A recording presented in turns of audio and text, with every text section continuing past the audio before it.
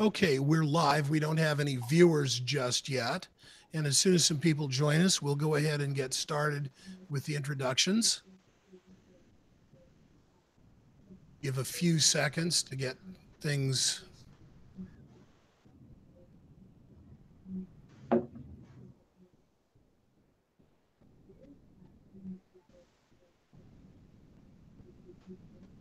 Okay, the chat window just went away, so people will not be able to ask questions. I apologize for that. Hi, I'm Kevin Ames. Welcome to the Photo Focus 2018 New Year's Resolutions webinar series, sponsored by Adobe Stock. This one is on I will monetize my videography and photos.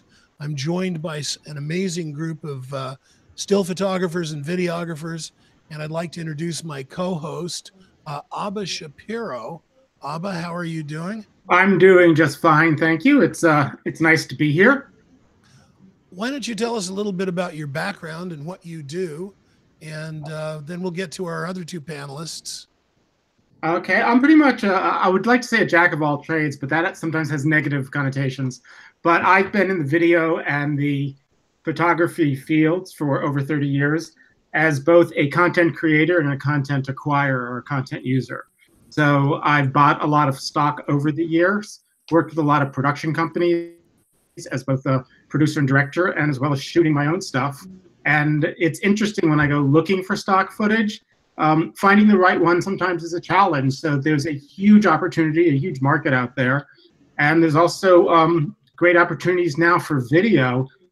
So a lot of photographers, the photographers who might be watching, you know, you have that little switch on your camera and you can start shooting video in addition to shooting stills. And that is a huge market. So it'll be interesting to hear what everybody's advice is for growing. And we're going to get into the stock as part of monetization a little bit later in the broadcast. Matt Hayward is an amazing photographer. He does a lot of stock work, and he works in the still department at Adobe Stock. Matt, tell us a little bit about you and what you do. Oh, hey, Kevin, thanks. Yeah, my name is Matt Hayward. I'm based in Seattle, Washington. I have a full-time photography business, and I also work at Adobe Stock on the content team with contributors. If you are an Adobe Stock contributor and you get stuck somewhere, you send in a ticket, it's probably pretty likely that I'll be the guy on the other end of that email answering you and trying to help you out and get you going. What are some of the things you do to make money with your photography, just in general? Well, there's quite a few components to my overall income with photography. It's I don't have any one specific area that's just providing a windfall of income. Stock is certainly a big area of that, commercial, lifestyle, royalty-free stock. Through Adobe Stock and other agencies, I shoot for Getty Images with editorial content, specifically entertainment and events, and then stringer assignments for corporate clients. I have individual clients that reach out to me. Most of them find me through my stock work, through various agencies. And so, for example, Shaping Sound Dance Troupe has contacted me for content. Mark Morris is another, like a ballet group. I do some work with them. I was just contacted to do some work with my golden retriever. They saw him through a stock agency and wanted their product incorporated with his handsome face, and so we did that. And you know, all kinds of things, portraits. I used to do weddings. I don't have the endurance anymore to do that, but yeah, you know, it's a melting pot of income. Thank you. And our third, but by no means least contributor, is Adobe Stock's Dennis Radicke, who's in the video department. Dennis, you're in New York, right? I sure am. Yeah, so I've been in New York for a while. We're literally covering the entire country. I'm in Atlanta. Abba, you're where? Outside of DC. So there you go. So tell us a bit about yourself, Dennis. Sure. So, Dennis, I've been in the East Coast New York area for quite a long time. I've worked for Adobe for almost 13 years now. And I spent most of that time working in the video space. So I've been involved and have known folks like Abba for many, many years, talking about Premiere and After Effects. And then a couple of years ago, I kind of made the switch over to this really exciting new kind of startup within Adobe called Adobe Stock.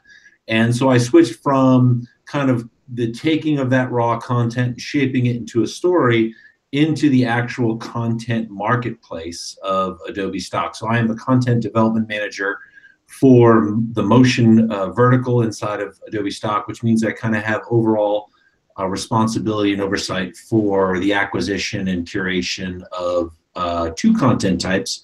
We're here to primarily talk about video, or at least I am, but within Adobe Stock Motion, there's also motion graphics templates, which are really expertly designed After Effects templates that are exposed in a really creative, non-technical way inside of Premiere Pro, so that you can get great graphics to go with your stock. Yeah, I had an experience. I was working on a blog post about it. I've never used a Mogart before, and I was able to find very interesting, simple directions. And I've never used After Effects, but it showed me how to go in and break it apart and then use it in Premiere Pro. And it didn't take very long. And you're right, there's a lot of them up there that are really terrific. My name's Kevin Ames. I'm a commercial photographer and have been for more decades than I care to really talk about. And I'm also a managing editor here at Photo Focus. So enough about me. The first question I have is, I'd like us to go one on one after another or together as a group discussion. And what do we mean by making money with photography, by monetizing? Who wants to take it? All right, well, for me, it's getting clients that want to hire me to create work that sell their product and communicate their service in an evocative and memorable way. So I'm very clear on what I do. I have a client that manufactures tuxedos for women, and I'm not their photographer. My job is to make photographs that sell tuxedos for women. So someone else, Abba? Wow, I was listening to you so much and I just forgot the question. No, I did. Well, it's how to monetize. Well, to me, it's actually an opportunity to just make money from something you love and something you do. And there's lots of different ways to do that. You can focus, a lot of photographers and videographers out there, I mean, all they're doing is creating content, they're shooting. But there's lots of ways to make money. You can be hired to shoot. You can sell stock photos. You can sell stock video. You can work with other people in their production team.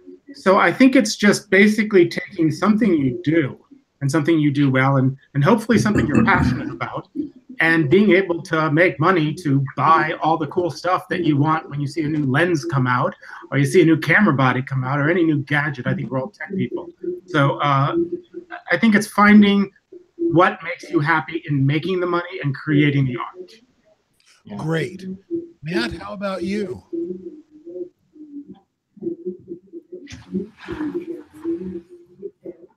Wait a second. Let's get your microphone going. There you go. Can you hear me now? I think Abba touched on what to me is the most important point, the passion. For me, I am passionate about photography, and so monetizing my work is the secondary effect. I didn't get into it to make money. I had a successful career as a restaurant manager, but it was not fulfilling my soul, and I found photography filled that blank. And then over the years, I'd say the last 10 years, I've been shooting professionally, and my goal to answer your question, monetizing work for me is putting more money into my bank account that I'm taking out to spend on photography. And fortunately for me, I've fallen into a really nice niche in the Seattle area where I get a pretty good flow of work on a regular basis, and I am able to meet that goal and then some. Very cool. Very cool. What does it mean to you, Dennis? Well, I think I'm coming at it from more the business side, and I would say, as I'm certainly not a great photographer, and probably, to be quite honest, more of an indifferent cinematographer, I've always tended to focus behind the screen, in the editorial post-production aspect, as opposed to behind the glass or the lens. But I wanted to kind of pick up off of what both Abba and Matt said, is like, absolutely, if you're the monetization should primarily be an outcropping of your passion for subject matter. And I think one of the neat things, when so many of creatives, regardless of the discipline, so like my background, for example, is much more akin to music. So I took a music major. I had a recording studio. I was, banging out tunes and playing gigs and all that kind of other stuff. So while I may not have the background of, say, Matt as a photographer, I do have a similar discipline. For me, I always think like I was doing all kinds of different things to make money. And I think for me, in terms of my contribution and how I work it, it's like it's a lot of fun. It's an outgrowth of my passion. But I also think it gives you back what you wanted to, right? So like to Abba's points, like, hey, I'm saving up for this great piece of gear. Things like Adobe Stock can give you back what you wanted to. So in the case of me, I'm, like I said, my content is indifferent. I make some sales here and there, and I'm happy about it. And I'm like, wow, someone likes my work enough to get it. Then there's, someone like a part-time person, a person who's actually decent at their craft, and it's another revenue stream. Like, okay, I'm going to a video shoot gig. Now I'm going to be thinking about, can I take some extra shots, or I stay an extra 30 minutes and shoot some background because I'm thinking about that stock. It's going to give you more. And then what's interesting is, and Matt can certainly talk about this as well, is that we both know lots of people that make a full-time living shooting, whether it's stock photography, stock video, or both, So I think it can really give back what you want to put into it. Yeah. Well, before we get too far into stock, and I can tell right now I'm gonna have to wrangle you guys for a few minutes to keep you on the other ways of monetizing. Because, sure. Yeah, I know you're passionate about stock. I mean, Matt, you've got 12,000 images on Adobe Stock. You get 100 sales a day, and you're doing all right. And I've watched you work, and I've seen your camera with the sweat stains on it. So I know that Canon gets used an awful lot. Yeah. And I know that you work really hard at it. But let's talk about some of the other ways that people can make money with their passion, with the photography and of course with videography. So who wants to take that? Well, I'll just hop in. Abba will hop in. I think, there's, as we said, there's different avenues to do this. And of course, being a professional photographer, a professional videographer, where you're hired for your craft, and that's immediate income versus long-term income, which you would get from stock. Sorry, say stock again. But you have to build a portfolio. You have to build a reputation. And what this will do is will allow you to get more work. Now, the question a lot of people are asking themselves is, how do I start? How do I do this? Or how do I grow what I already have? And I think that's important. A lot of folks are just starting out, and I think many of us, we never got into making it from our work. When we started, it was a passion. We sometimes had other careers, and then suddenly we are finding that we're shooting a lot more. And I think what you need to do is start to get recognized as somebody who can be hired. And that's, participating in organizations, local organizations, virtual organizations on the web, working with other videographers, photographers, and production companies to where you can get the street cred that people want to hire you. And then, sometimes you have to volunteer. If you're really new at this, maybe it's to volunteer to work with another photographer to not only learn the craft. And I think the best photographers out there are constantly learning. They don't know everything, and they're trying new stuff. So you can always learn, even if you've been shooting a while. But in addition to learning the craft, you can sometimes learn how they handle the business and how they get clients and keep clients. That's a big key. It's so important. Yeah. Do you want to kick in on that a little bit about learning the business, Matt?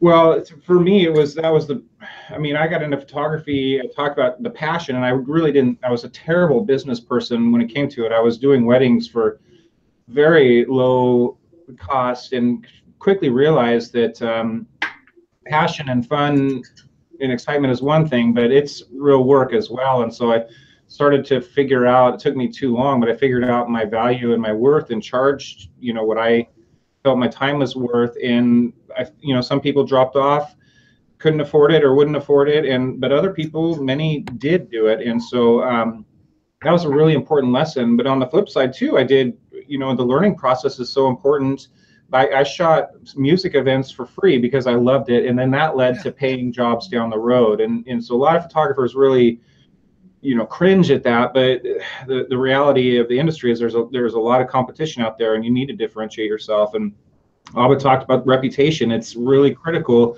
Network, build connections, hand out business cards.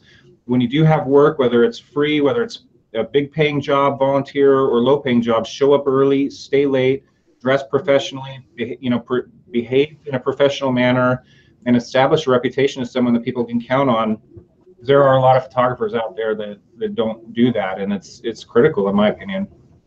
And I would say, this is Dennis, I'd say on video, very much along the same lines, which is, you have to, like, there's a ton of photographers. There's certainly a lot less videographers, but a lot of the same principles apply. There's, for example, user groups that you can kind of go and network with, like building out those connections. Depending upon where you live, especially can define whether you're in a buyer's or a seller's market. Like if you're in a major city, there's tons and tons of talent that you have to compete against. In more remote areas, you might strike upon a career just being the greatest cinematographer, videographer in that area.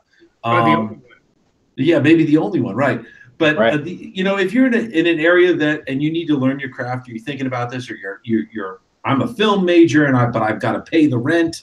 In a lot of markets, certainly in places like New York and other major cities, there's a whole freelancer market. So I, for example, know tons of production companies, and they in turn know tons of different freelancers. And to Matt's points, like, get in with them and say, look, I'll work for you for free. I'll be a grip, I'll be a PA, whatever you need to do, just, get me in there. And then that's going to lead to them being like, okay, you're doing something, but I'm paying you this time. And absolutely learn the business along the way, because otherwise you're going to get swindled, you're going to shortchange yourself, or you're not going to go where you want to go. And that's a really good point. I work with assistants. I always pay them. And granted, the beginning ones don't get paid as much as the ones that are seasoned. I think it's really, really important. When I was coming up, I got into the Atlanta market. I was 30 years old. I went applying for assistant jobs, and they said, sorry, you're too old. It's changed now. It doesn't really matter what age you are. And here in Atlanta, on the film side, we've currently got 61 major productions going in the Georgia area. So there's a lot of opportunity for assistants and production assistants, grips, gaffers, and people are really, Georgia's even started a film production academy for people to learn how to become PAs, gaffers, grips.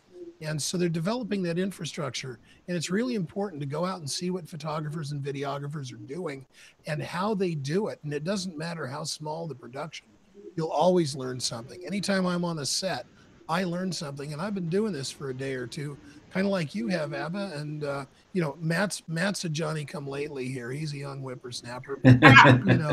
Dennis and Abba and I, we've all been at it a day or two. So what do you think, Abba? I agree with you completely. And I think paying your dues is important and working for less. And it's interesting because there are still a lot of jobs that I will do for free. Don't start calling me, everybody out there, to do your free stuff. But it's something either I feel passionate about, or I'm working with friends that I've been associates with for years. But what's interesting is I rarely give away my services cheap. I either give them for free or I give them for full rate. The reason and my thinking behind this is if you're doing it for free, people don't expect that the next time they come back that you'll do it for free again always. But if you do something for like half price, in other words, I'm going to do this for $100 instead of $500. Well, they keep saying the next job will be the big one. The next job will be the big one. And then when that next job comes and they actually have the funds, you're the $100 guy, not the $500 guy, and they go hire somebody else. Right. So I really stick to the fact that, my value is a certain value, and I will give away my time. And instead of charging them a little bit to where they think that's my value, I either charge them nothing and I say, you can't afford it, but I'm going to do it with you anyway, or full price. Right. That makes sense. real good sense. Matt, Another I'd option like with to that, go Kevin. over to you now for a second. Go ahead, and then I've got a question for you.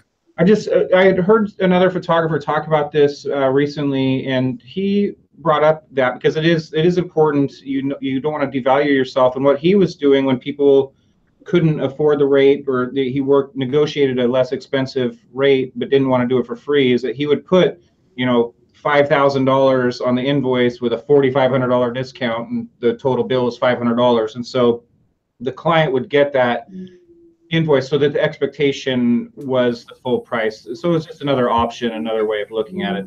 Just throw it out. The problem with giving it away, and people say, well, a lot of people are going to see this, and we'll give you a credit line. And my response to them, and it's kind of smart alecky, is, well, can you eat a credit line? I ask my students that. If you can eat a credit line, then go ahead and do the job for that. I tried to pay my mortgage with exposure. They went. No, I don't think that works. So Matt, I want to come back to you.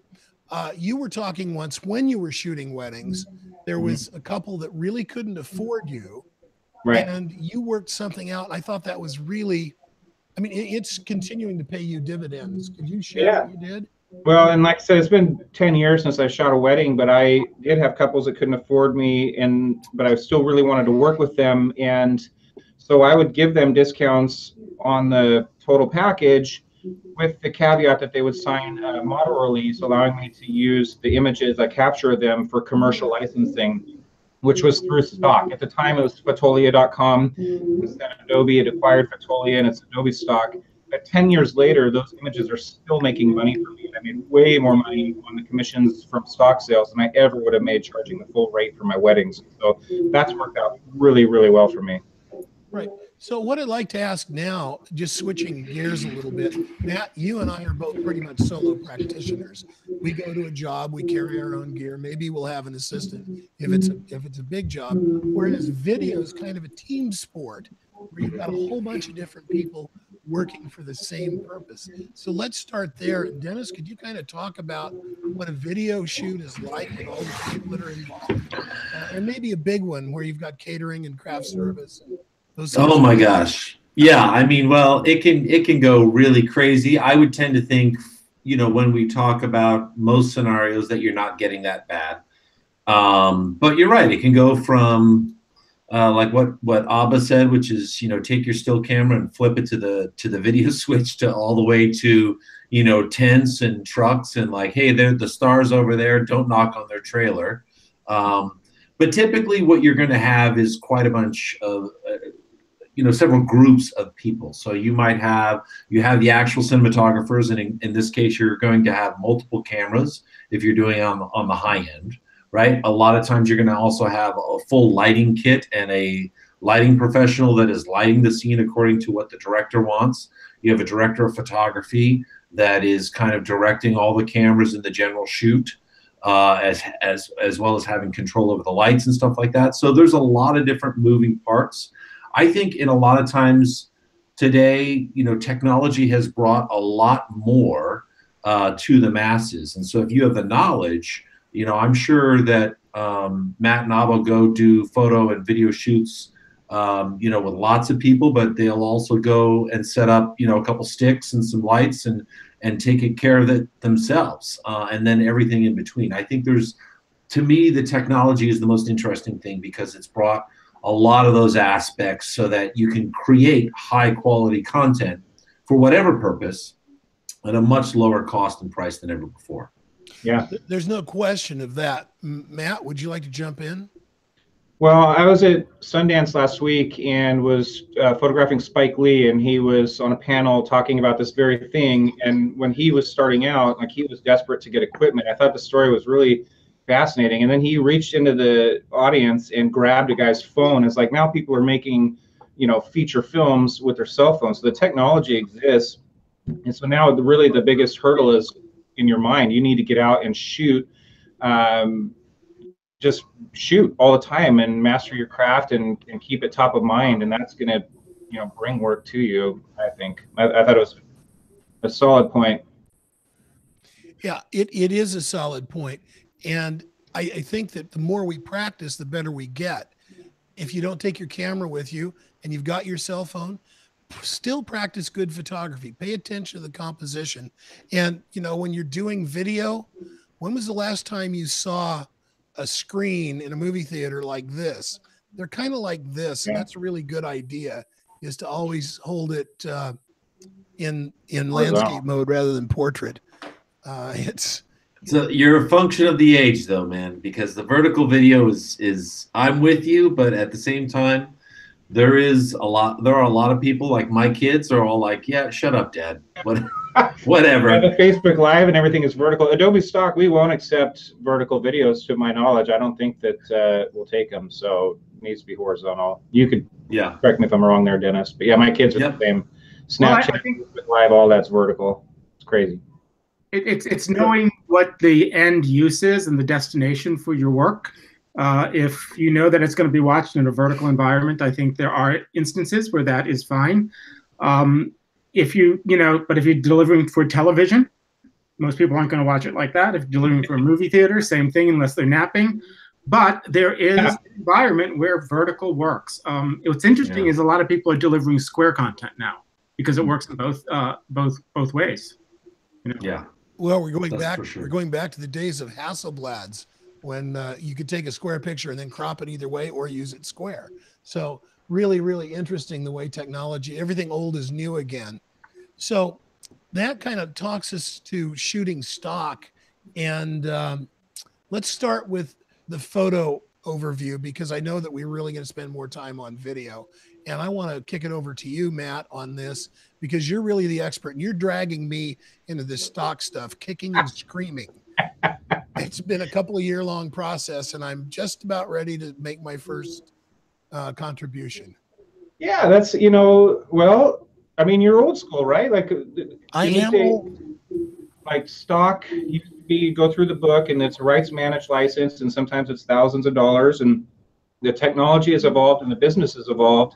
So what we are is a micro stock model. It's volume based, and so you upload a lot of content, and the commissions aren't as big as they used to be. You see thousands of commissions, and it adds up. And so for me, as a photographer, I don't get worked up about the individual downloads. I'm asking myself, how much money am I depositing in my bank account at the end of the month? And what I'm finding is a lot of photographers like you are starting to slowly come about. It was the same thing when digital cameras were. I mean, I remember my wedding photographer was a film photographer, and digital was just kind of happening.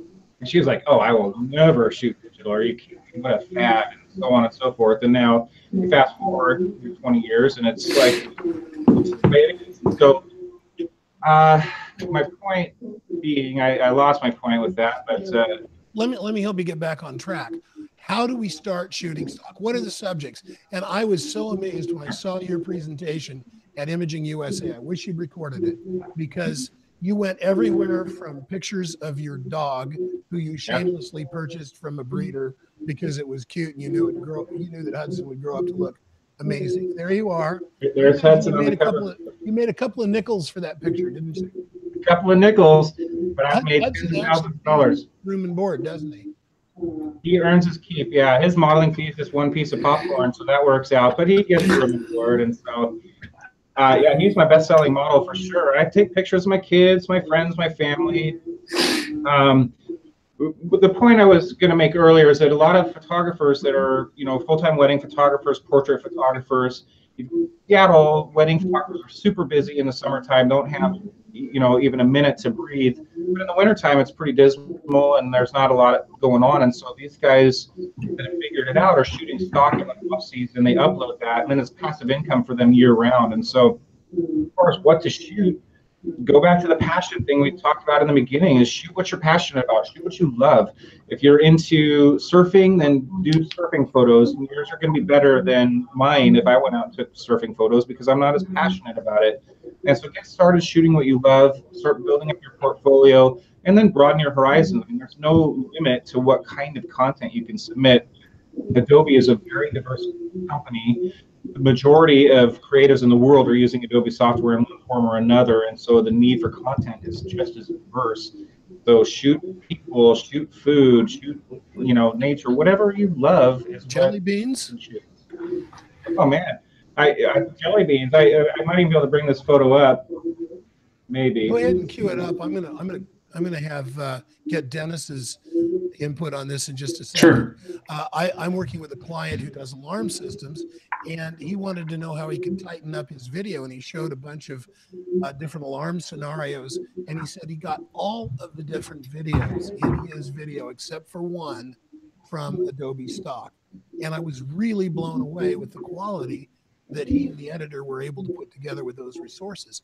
So what are we looking at subject wise, and how do we get our foot in the door shooting video for stock?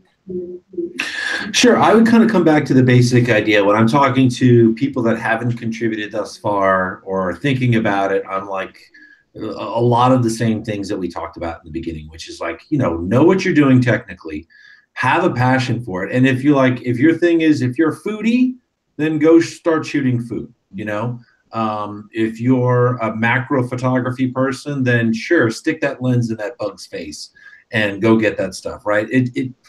Because you have to have the passion and the authenticity, and I think that carries everything in terms of the content as it surfaces on a marketplace like Adobe Stock. When you're thinking, from a photographic point of view, I think one of the other things that you have to think about is, okay, it's like taking pictures 24, 30, 60, 120 times a second. And the difference that we have to think about when we're talking about shot composition is that, the camera, whether it's here, or, my phone, doesn't matter. We have to think about the movement as a part or an aspect of the composition of the shot. And then just like we are when we're taking photographs, you're trying to tell a story in a single image. The same thing is true of the video. I think the best-selling video on Adobe Stock is that which is contemporary. It's telling a story. It's technically well done.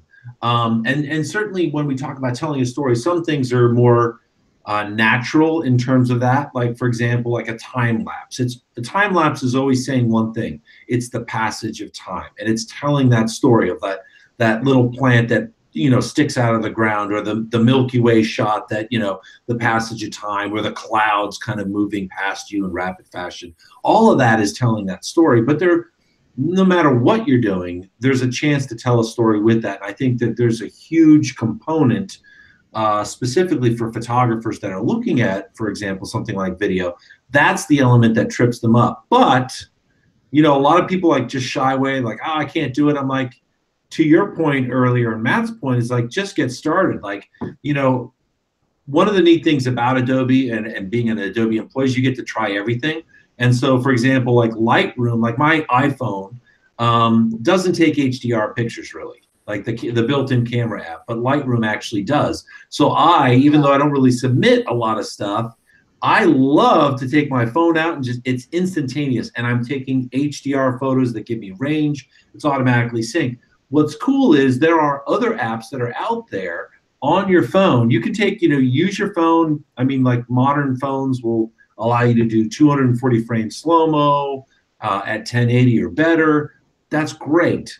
But I was going to point out that there are now apps that are allowing you to shoot RAW in your phone. And RAW, by the way, for those who don't know, just gives you a huge amount of latitude to color grade, correct, make that image pop the way that you want to help you tell your story with that clip. And so the tools are there. Again, the technology is a great leveler, and there's no excuse. Like, if you just have even a mild passion, forget stock for a second. If you have a mild passion, there's no reason why you shouldn't be shooting stills and video today with the kind of technology that's available in your pocket. Abba, do you have something to go with that? And then we'll come back to Matt. And are you ready with your jelly beans, Matt? Yeah, sort of. I'll just have to show it to you in presenter mode. You go ahead and share your screen, and let's take a look at those, if you can. Oh, sure. Well, so the point, what you were talking about at Imaging USA, can you see that okay? Yes, we can. Okay, so I shoot lots of music. I was a house photographer on the red carpet for the Oscars at one point in time, but mostly in Seattle, it's music. And so got Radiohead, it's portraits of Wiz Khalifa, Jane's Addiction, Nine Inch Nails, all this fun stuff. But those I can't. Those have a very short shelf life for me. I'll sell them to various magazines, newspapers, and whatnot. But I can't sell those commercially because you need model releases. And so when I am out working on this type of assignment or any type of assignment, I'm looking for what I can sell commercially in addition to what I'm shooting editorially. And so like this photo, shooting live music, this is sold many, many times. No model release is required. This can be in any concert hall in any town, USA, no problem. This photo right here is another one that sells for me on stock. You know, I shot it at a concert that I was shooting editorially, but then just grabbed this, why not? Uploaded it, it sold hundreds of times.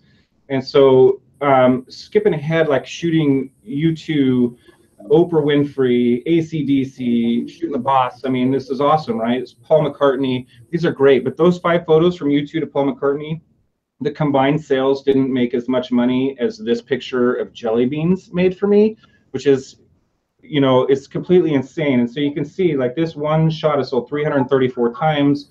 I uploaded 5 variations, and that's just at Adobe stock. It's sold at other agencies just as many times. So it's made me thousands of dollars. So I'm always, and this was for a different type of shoot.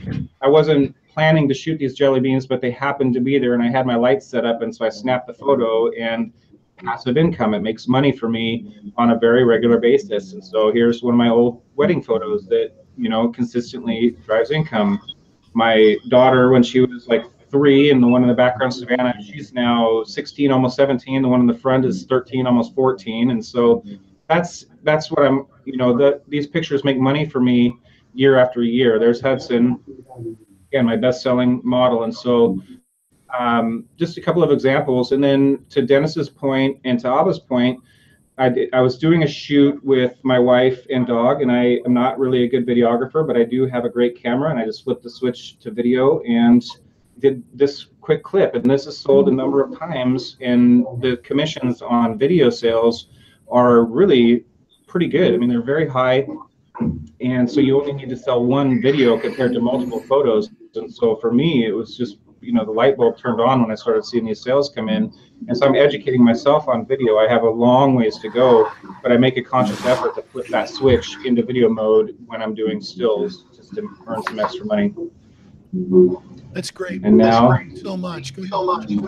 Bring your camera back on. Switch back. There you go. You see me? On this about shooting video. Okay, somebody's got their microphone. Does somebody have an instance of YouTube on other than the one we're on? There you go. Okay. We're back. All right, good. So anyway, anything else to add about? Yeah, I'd like to video? hop in on 2 counts. Yeah. So the 2 things is one is take advantage of opportunity. There's a lot of times when you're out and there's a picture that potentially happens or video that potentially happens, and you should always have a camera on you, whether it's your phone or I actually have a little pocket camera that has a 1-inch sensor and a Zeiss lens. It's wonderful. I can carry it in my pocket. I can shoot 4K if there's something amazing happening. So a lot of times it's just looking around, doing what you naturally do, which is, you know, I always look at light. You know, isn't that a great sunset? Love the way the buildings are getting hit by light.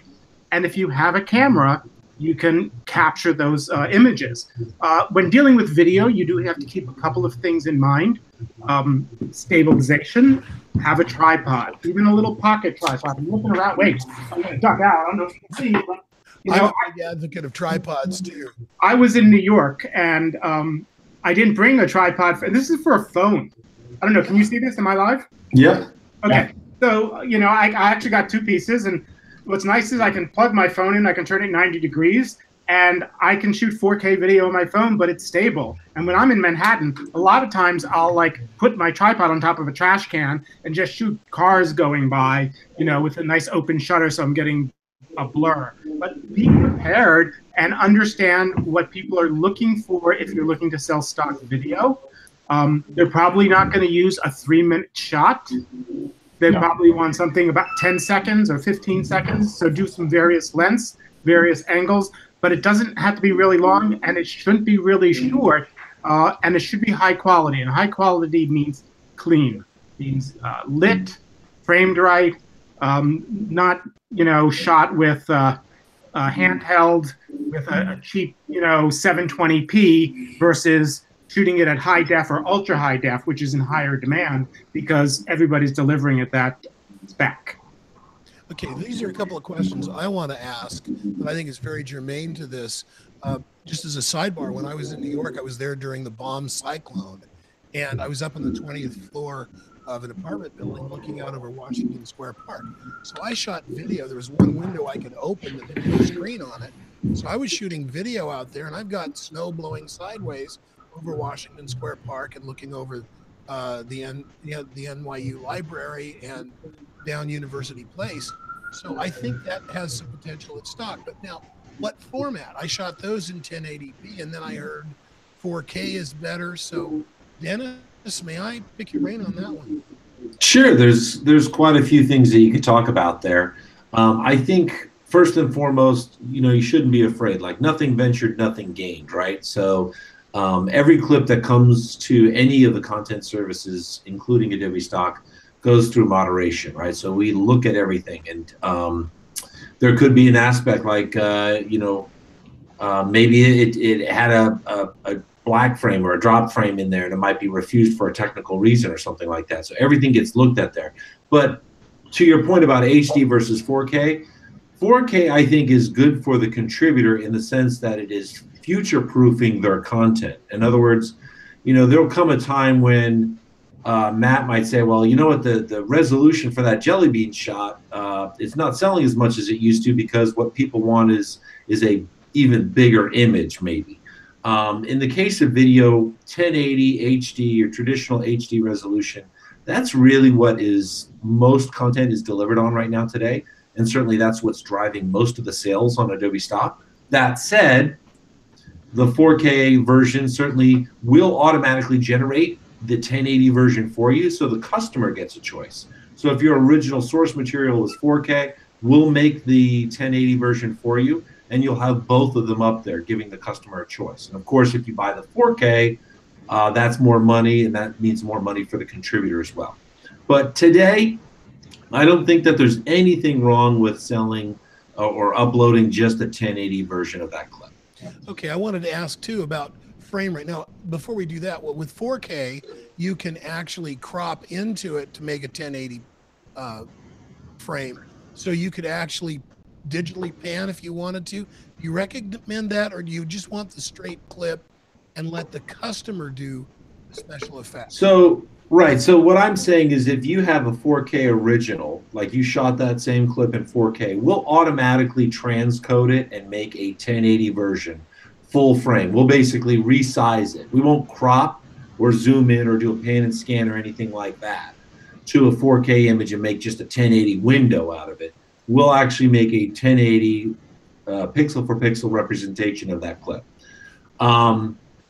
To your point, though, like that's one of the things that 4K does, and that a discerning consumer will know is like, oh, wow, there's a lot that I can do. I can zoom in, I can go all over with the 4K clip, and I can move around. But no, I wouldn't recommend cropping and making a 1080 instance from a 4K original. Let places like Adobe Stock take care of that for you.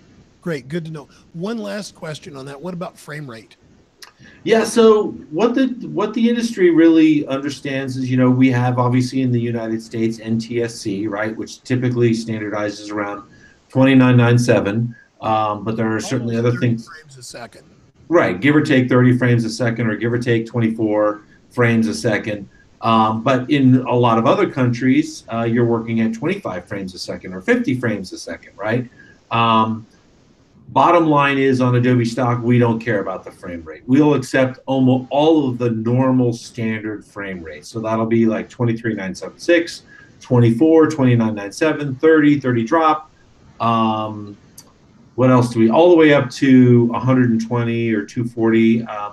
We certainly have one of the things that I would recommend is looking on our Adobe Stock HelpX website, which gives all of the video specs, which do get updated from time to time. So we'll continue to expand and support more codecs, more frame rates, things like that. So you can find all of that information, and actually it's very easy to find. People think about wow, the Adobe website is so huge, you can't find anything. Well, you just type like Adobe stock video specs, it's going to come up. Well, stock website for Adobe is really user friendly. I've gotten a lot of answers on there. Still have more questions, and I find that that's a really good place, particularly the legal section, where they've got specifics on model releases. And this, of course, is a hot button for me because I've been collecting model releases from every shoot that I've done over the last 40 years, and I can't use any of them because Adobe requires a witness now, which it was never a thing. So it's really important to go back to their legal section, and on the model releases, use their form or send a copy of yours in for having it vetted so that you're not wasting the time to shoot and not be able to use things with people in it because you don't have a model release. So that brings me to the question real quick, and then I want to talk about networking and those kinds of things. But just real quick, when do you need a model or a property release? Who wants to start? I'll tell you what, I'll start, and then Matt can or Abba can pick up in case I make any mistakes. But you know, when you look at me, you're seeing me on the live stream, I'm the intellectual rights property holder to my likeness, right? So if someone takes a picture of me and then uses it to say, sell soap because I look disgusting and dirtier, for example, you know, they have to kind of come to me and say, can we use your image for this, you know, selling of a bar of soap or something like that? And that's the basic idea of what a model release is. And so I think the general guidelines is if you can recognize a person clearly in an image or a video, then you should go ahead and get that model release. Like if you go back to what Matt had with that shot of the concert, you know, with the lights, you saw a hand up there holding a phone, but you couldn't see anyone clearly at all. And so obviously you don't need a property, you know, a model release in that case. Same thing goes for property releases. If you're looking at a city skyline, like we're shooting the Manhattan skyline, the focus is the Manhattan skyline. But if I start to zoom in on the Chrysler Building, the Empire State Building, the Hearst Building, you know, the World Trade Center, well, then obviously at that point, I need to focus on getting a property release to be able to use that building. Okay, so that brings us over to Matt, and you had some really good insights as far as who to get releases from. And yeah, let me share this screen here. So a recognizable person does not just mean their face. Like, you think this guy would recognize himself? Oh yeah. You saw him? I mean, that's a tattoo, a birthmark, a unique hairstyle, something, anything. If a person can recognize themselves in the image, regardless of whether you can see their face or not, you're going to need a model release, and same with property release. Just you know, if using Seattle as an example, the Space Needle is trademarked, privately owned. You can't take a photo of the Space Needle and submit it to stock unless you somehow obtain a property release signed by the owner. However, if you back up and you go to West Seattle and you shoot the skyline showing the entire city, including the Space Needle, as long as you're not indicating the Space Needle in your title or keywords, then that's fair game. And so to be specific about that link, the link for the contributor portal to start submitting, if you're not already doing so, is contributor.stock.adobe.com.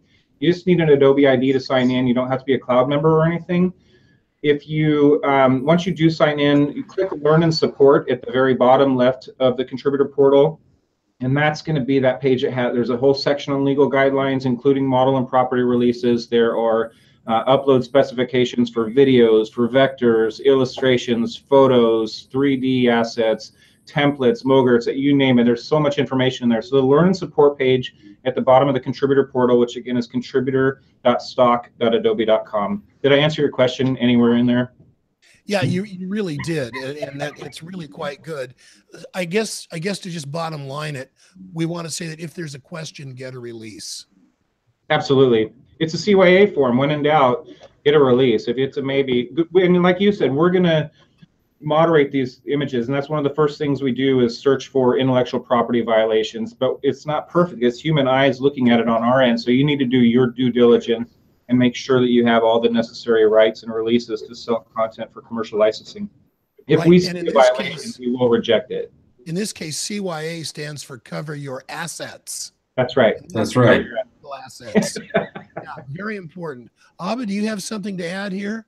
Yeah, I think a lot of photographers are afraid of stock footage, afraid of submitting because of the fear of not having the proper clearances and the proper rights and the releases. And I think that's one of the key things I like about the Adobe Stock help section is it does explain that to you, and you can get the paperwork, and you should always carry print copies for just whenever you're shooting, so somebody can sign it. And I do digital ones. I don't know if the Adobe ones can be done digitally. Yeah, there's a product called Adobe Scan. Does somebody want to jump in? No, actually, Adobe Sign, right. So what's nice about this, if you know, Matt pointed out the contributor portal, so contributor.stock.adobe.com.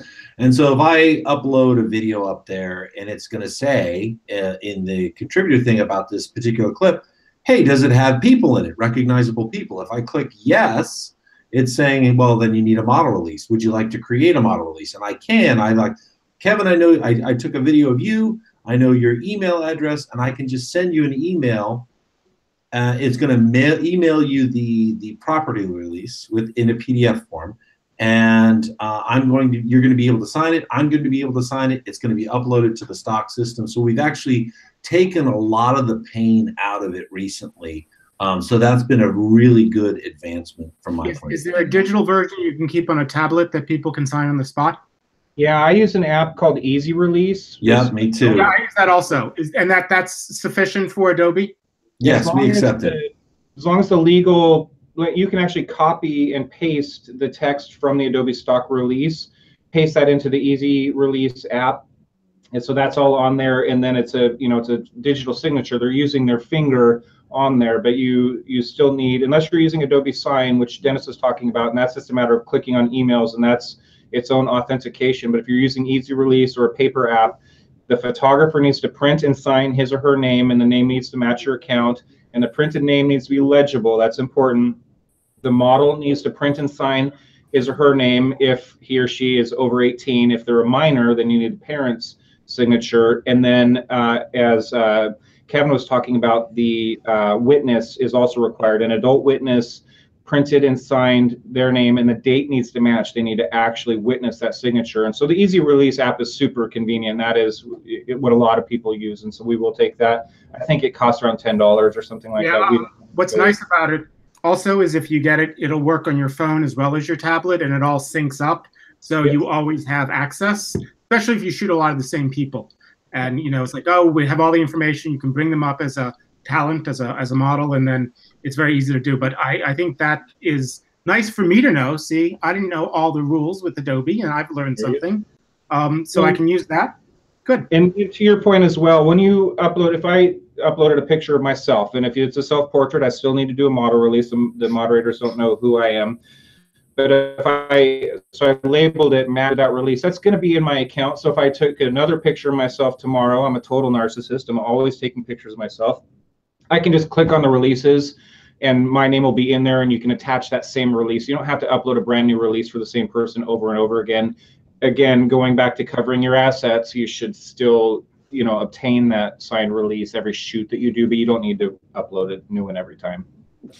The other thing that I'd like to touch on just very quickly, we've got about 7 minutes left. What about file formats? I know that for stock, still stock, Adobe wants a JPEG. What about the quality on the JPEG? And then what file formats do you want for motion? Well, the JPEG, for JPEGs, upload the full resolution, maximum file size. Don't up-res it unnaturally beyond your camera's limitations. But if you upload the full resolution file, again, speaking back to the 4K HD conversation, you're giving your potential customers more options to work with. The person looking for your photo may need it to be 4,500 pixels on the long side. So if you shrink it down to 3,000 and upload it, they're not going to buy it. And so they can always down-res on their own if they want to. So just upload the full resolution, clean color version. Less is more when it comes to post-processing. Don't add funky filters or borders or anything like that. Just a clean, sharp color image, maximum resolution. And Dennis, I'll let you speak to the video formats. And I'm assuming maximum quality of the JPEG. I save it at 10. Yeah. So 10 to 12. you know, yeah, Okay. yeah. I save mine at 10, and that's fine. But yeah, you could save it at 12, and we would take it. Well, some of us are just more perfectionists than others. What can I say? I'm just scared that, you know, I'm going to make a mistake. I hear you. Yeah. So for video, you know, the challenge I think in the video landscape is that there is no one codec, and I think even we talk about formats and conflating that with codec. So you know, we talk about QuickTimes. Well, a QuickTime, you know, or .mov is really a wrapper, and inside the QuickTime file could be H.264, MJPEG, ProRes, animation, uncompressed, and on and on and on and on. I think general rules and guidelines, though, for motion or video would be ProRes is great. Most people, though, a lot of times will be uploading something like an H.264, and so that could be in an MP4 wrapper, could be in a .mov. For pro video people that are listening or viewing this, you know, we certainly accept a lot of different other formats as well. So we accept several flavors of MXF. So things like, don't quote me because I actually have to look because it's a long list, but things like DNX. But it's on Adobe's website. It is. A lot of that's on there. And so we're trying to support as many formats as we can, and as many codecs as we can. But generally, I would say that the two big ones would be H.264 because it's decent quality and it's very, you know, data-wise, very friendly. And then ProRes because there's been a historical QuickTime ProRes kind of workflow, and it's proven. All right. Well, it's just about time to wrap up. So since our subject really is monetization, let's start with Abba. And could you give us a 30-second tip on a way that somebody that's just getting into the game could start making money? And we'll go through the panel and then we'll wrap it up with final comments. Abba. Wow, 30 seconds. That's tough. It's like an award ceremony. Don't play music. You know, I think the key to monetizing it is going back to what we started. Be passionate about what you do. If you're going to shoot video or stills, have a camera with you all the time. Learn how to use it really well. Really understand all the settings so you can really capture the image you want. And make sure that the camera is capturing the best quality image, because a lot of cameras have settings and sometimes the default isn't the highest quality. It might not be RAW. It might be JPEG. It might not be the best compression or the biggest size. So shoot a lot and enjoy what you're doing, and you'll never know what's going to happen. But a lot of times people who are passionate end up getting to do this for a living. Right. Dennis.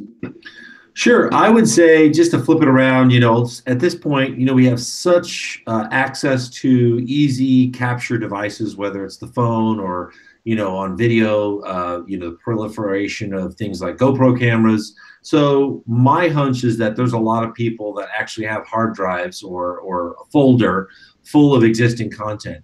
My thing that's a little bit different is go through that. Go, you know, open up Lightroom if it's images, or Photoshop, or whatever image app you use, or video app like Premiere Pro or something else.